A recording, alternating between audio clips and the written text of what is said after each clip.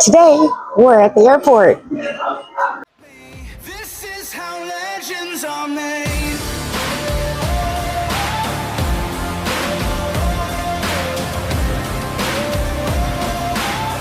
This is how legends are made.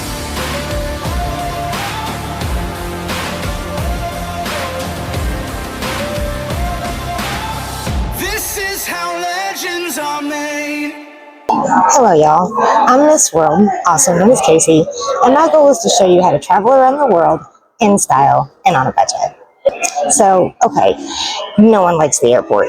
Pretty much every airport is a confusing maze where everything is overpriced and everyone is bumping into everyone else. It's kind of a nightmare. Like, literally, I've had nightmares about being at the airport. But if we're going to travel, the airport and flying in a plane are necessary evils. So in this video, let's talk about how to survive the airport and flying on long flights like a travel pro. There are some key things to keep in mind when it comes to staying comfortable on a long flight. Number one, what you're wearing. What you wear to the airport is about comfort, but here on this channel, style always matters too. I've said it before, and I'll say it forever. Please do not wear your pajamas to the airport. I shouldn't have to explain why. There are lots of comfortable clothes out there that look nice and feel nice to wear. I like a lightweight, breathable pair of pants and a t-shirt or blouse with a jacket or a maxi dress with a pashmina. You can go with a tracksuit if you have to, but choose a cute one. Jeans are okay, but you can get sweaty in jeans, so I don't think they're ideal for long flights because they aren't great to sleep in. Number two, what you pack. This is especially important because you don't want to have trouble with security, but you also need some items to be fully comfortable for the flight. You aren't allowed to bring any liquids over 4 ounces, and every bottle with liquid that you bring has to fit inside a 1-quart bag. This goes for all gels, lotions, pastes, creams, and salves. You aren't allowed to bring aerosols at all. These restrictions make it tricky because you don't want to be on a long plane ride and not be able to clean yourself up. But trying to clean up in a plane bathroom or airport bathroom is not great, no matter what. I have some recommendations. I bring wipes. Deodorizing body wipes, makeup remover wipes, and hand wipes will help you stay clean and feel fresh. It's a lot easier than trying to bring soap and use water from the sink because then you also have to bring washcloths. And flushable wipes break down like paper, so they're not bad for the environment. If you're worried about that.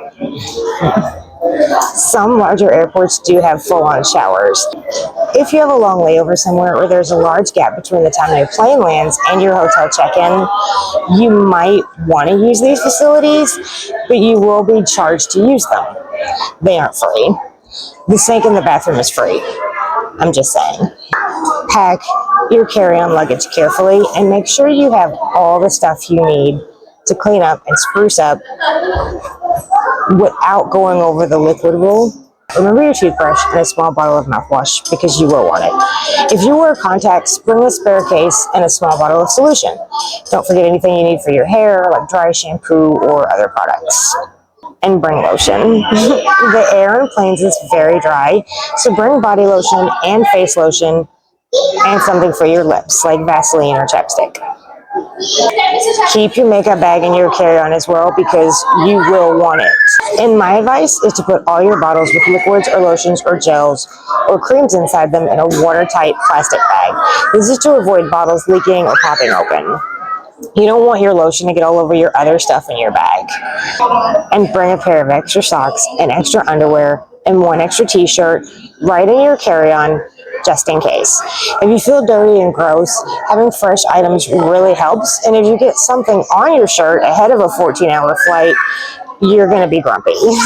So always have a spare with you. Number 3, snacks and drinks. Food is always a matter of great concern to me, so I put a lot of research into it when it comes to food on planes and in airports. And if you're like me, you want a drink and a snack no matter how long your flight is or isn't. And if you're like me, if you're on a long flight, then you want multiple meals and snacks and drinks. Here's the issue. Airlines like to charge for everything. The food they offer is typically no good, and you'll go broke pretty quickly if you buy a bunch of food at the airport. But you are watching the right video, because I'm just a little bit obsessive in a totally healthy way, and I have put the power of my over-analytical mind to work when it comes to eating at the airport and on planes. And I can tell you how to feast like a medieval monarch while you travel. I do mean that literally, because they didn't have much access to utensils and processed foods, and when you're flying somewhere, you won't either. History always looks more glamorous on TV. Those people mostly ate with their hands, and they didn't have a lot of condiments, and that's what your situation is going to be like too. You could drive yourself insane trying to look up individual food items and figure out if the TSA is going to let you have them or not. I'm going to make it super easy for you. You are only allowed to bring solid food. If it spreads, if it drips, if it oozes, if it leaks, if it gloops, or if it smears, you can't bring it. So if you want to bring yourself a sandwich, you can't bring things like mayonnaise or mustard or ketchup, because those are all liquidy. You can bring a sandwich that is pre-assembled, that already has condiments on it. But if you're a big sandwich eater like me, you know that doesn't work. You put mayo on a sandwich and eat it later, and the sandwich gets all soggy and it's gross. So maybe you think to yourself that you'll be clever and bring something like egg salad. No, you won't, because that's not solid. It gets tricky when you're trying to eat on a plane. This is why we need this video. So go ahead and hit that subscribe button so you can get more future travel tips. And please hit me with a like if you're enjoying this video at all. If you aren't, tell me why. Drop me a comment and let me know. Fruit, chips, crackers, protein bars, all this is fine. You can bring a salad without dressing, or even complete cooked meals, as long as they are in a closed container. But what about beverages?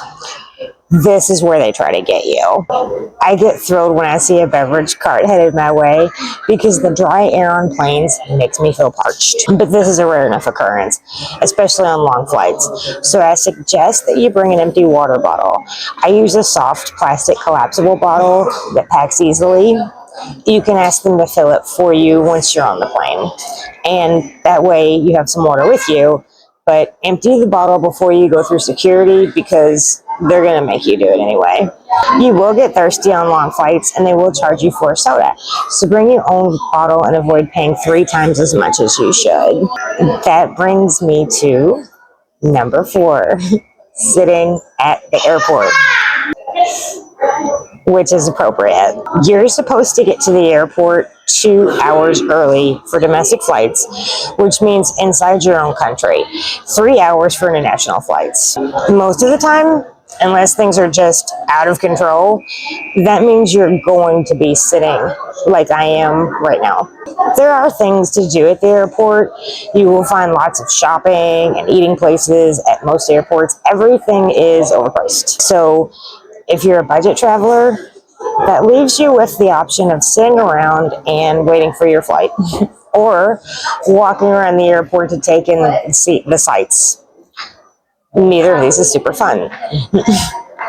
There is another option. Big airports also often have special VIP lounge areas. These are little exclusive areas that regular travelers can't access. But we aren't regular. I was determined to crack this VIP lounge thing as soon as I started traveling, and I did. And so can you. All you need is a credit card. The thing is, you're going to need a specific credit card. There are a lot of them out there, but you want to look for, as a budget traveler, narrows down the list considerably. 1, you want a credit card with no foreign transaction fees. Regular credit cards will charge you for exchanging currency from your home currency into the currency of the country you're visiting. So you want one that doesn't. 2, no annual fee. A lot of credit cards that have annual fees give you great perks, including access to lounges. But I'm not going to pay an annual fee for a credit card, and I don't think you should either. There are credit cards with no annual fee, no foreign currency charges, and access to airport lounges all over the world. I have one through US Bank, so I know they're out there. Some of these lounges offer food, access to shower facilities, maybe even spa services, and no, I'm not joking. My credit card in Philadelphia will get me a massage. The lounges also provide a nice place to sit and wait, so I do recommend seeking out a card that has perks like this, no matter how many trips you're going to take. Obviously, the Louisville airport does not have one of these lounges, at least not through the card that I have. I'm pretty sure the airport where I'm catching my connecting flight does have a lounge, but I'm going to have to run to catch that plane, so I can't show it to you on this trip. But I will do another airport video in the future, and I'll show you a fancy lounge. So for now, I'm going to keep waiting for my flight, and maybe I'll see you out here one of these days. If you liked this video, please drop me a like. Subscribe to the channel for lots more travel content, and drop me a comment. Let me know where you're traveling next. Thank you for watching, and thank you for taking the journey with me. Now, Voyager, sail forth to seek and find.